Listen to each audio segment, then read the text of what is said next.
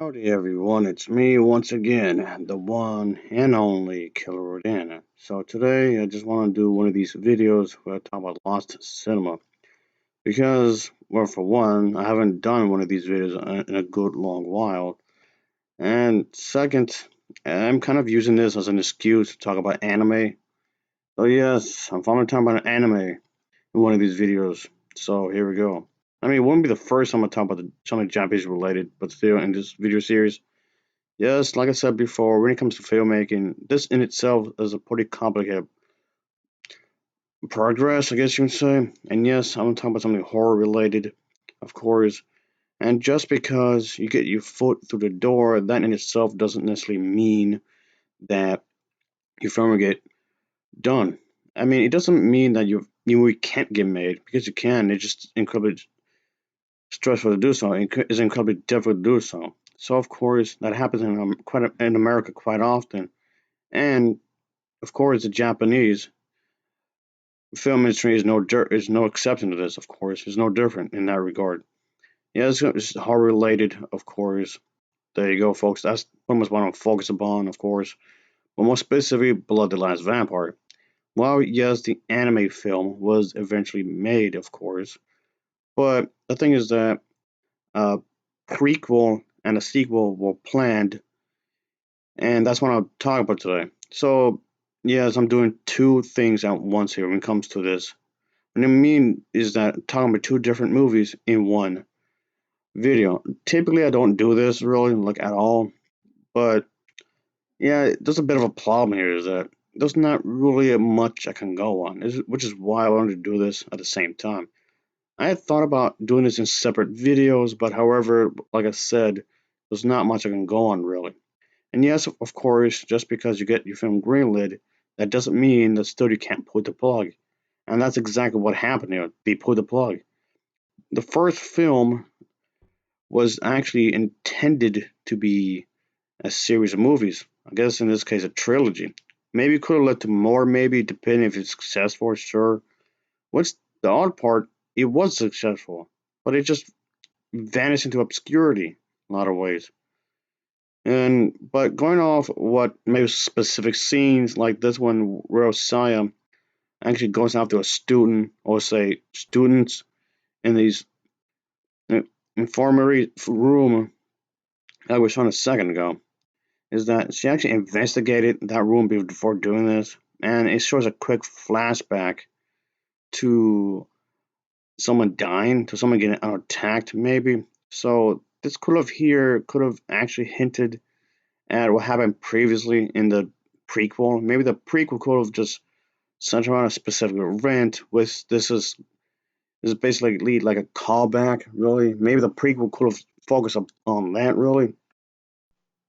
In the scene right before Saya meets up with the nurse, right in the principal office, the principal and the nurse character had a conversation about a situation, a really terrible situation that involved some student at some point. Whatever this scene happened, it was horrible enough that they had pretty much had to do like a party, Halloween gathering kind of thing to make everyone feel relaxed. And even though, despite the fact that the principal himself told her to pretty much shut it because she's getting sick of tired, I guess he must have heard this quite enough already, whatever that bad thing. That's obviously hinting at a really story bit there. And then before that, like right in the beginning of the film, the last remaining original was mentioned. Like, what does that mean? Of course, Saya is the last remaining original, but I'm just thinking about that. Does this really imply that Saya was a part of some fucked up experiment because of this secret organization that has its own thing going on? Obviously, they're trying to stay clear from the United States government and any other government for that matter. And it's like really shady, perhaps. I guess you can say, maybe.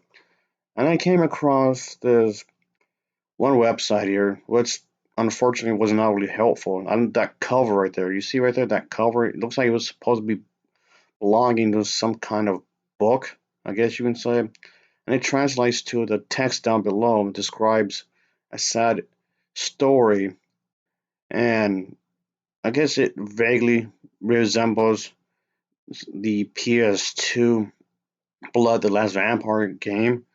And it vaguely fits that because it is about some tragic story about this human character that falls in love with this vampire. And we all know what's going to happen here. Of course, it's very tragic. These two are not supposed to be together, yet they're together. It's kind of like a Romeo and Juliet kind of thing. And of course, someone will have to die. Obviously, there has to be death involved. And it's supposed to be depressing and whatnot. So yeah, I was just translating the text that was in that website for a moment, and of course, Saya herself is involved in some kind of way, and of course, it's going to be kind of connected to the anime, at least to some extent, kind of like a pseudo sequel. It's not directly connected to the anime movie, but it takes place somewhere in the same universe, I guess you can say. But of course, it's going to involve these secret agents as well, of course. And by the way, I do own a copy of this game. I just kept it in a seal right here, so yeah. So there you go. I just thought I'd just keep it, of course. I don't have a PS2 at the moment anyway, but I might get one later, by the way. But anyway, like I was saying earlier, folks, is that the thing is that is because of the text doesn't, like I was saying earlier, doesn't mention a manga. I'm trying to go into one of the links and can't access it really for whatever reason. And of course, obviously, that's kind of the thing though. Yeah, it just makes a vague reference to this. Was the anime video game based on a book, or was the book based on a game? I'm not quite sure when this book apparently was published, and I can't really find any more information about the book itself, really, like at all whatsoever. But okay, and there's that, really, and then there's another one. Yeah, it looks like it could be a different manga, probably. And then yes, of course, there's quite a bit of text here, folks. It's something in regards of a paperback edition. It was released on January 25th. And yes, it's a story about this little knight. I don't know what that is really. The truth of the little knight. What is that? I don't know. And it's something in regards of who created the figure of Saya. So I don't know what that means really. So okay. He's trying to give a brief description of a story, another story, I believe. Assuming that these books were actually published, not just abandoned altogether, because I can't find much else really in regards to books, to be honest with you. And then there's this other thing as well. This also showed up as well. But in regards of a sequel and a prequel, again, I can't find a whole lot really when it comes to think about it. At the end of the day, I mean, yes, this novel artist does get mentioned, and okay, that's not totally surprising because a lot of people do make a whole lot of money when it comes to making manga, and that's fine. Of course, I mean, yes, there were two books were released in the United States, like Night of Beasts, which was a novel, but that was done by somebody else, and there was this manga, which again was created by someone else as well. Furthermore, there's another hint at something else what could have been, especially again really early on, where Sai is informed about these corruptorants, and to which she gets really annoyed, like again, this happened again, again referring to what happened occurred in the prequel. And then much later on, it was obviously hinted at she's out there somewhere somehow, still doing her thing, maybe, which of course is intended to lead to another installment, a follow up. Alright, before I just wrap it up here, folks, yes, I know this comes off awfully short, but like I was saying earlier, there's not much I can go on really aside from like several moments like I was describing just a moment ago and earlier on. Aside from that, that's about it, really.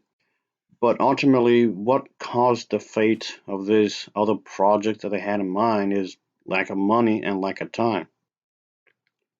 By which I mean is that during the production of this film, the computer software had to be updated every so often, which ultimately got into the budget of this anime, which I heard was $3 million.